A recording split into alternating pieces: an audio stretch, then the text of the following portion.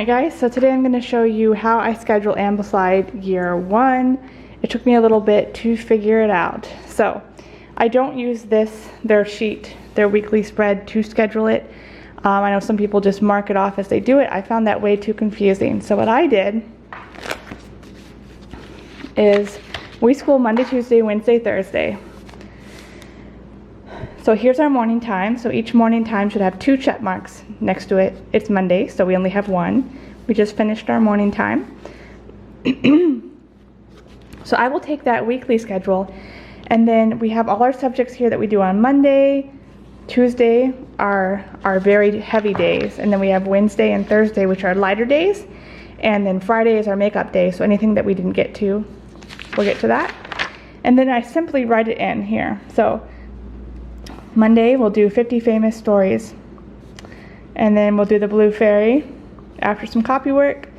Sometimes I won't do it, I don't always do it in this order. Sometimes we'll start with math, and then I can tell he needs to get out, so we'll do jump rope, and I'll just cross it out.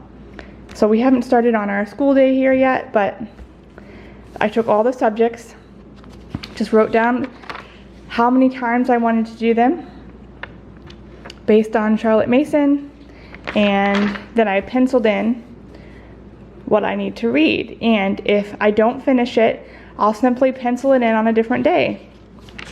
That's why we have Friday as our makeup day. Often if I don't get to something, I will do a reading over lunch too. There are so many different ways to schedule the Ambleside online. We're doing year run. It took me a while to figure this out.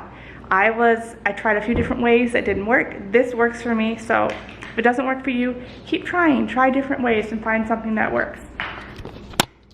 The reason why I like this is I have Monday and Tuesday here, so I can see Monday and Tuesday here on our calendar. So you can see here Monday and Tuesday for what we're doing today and if we're having anything else happen.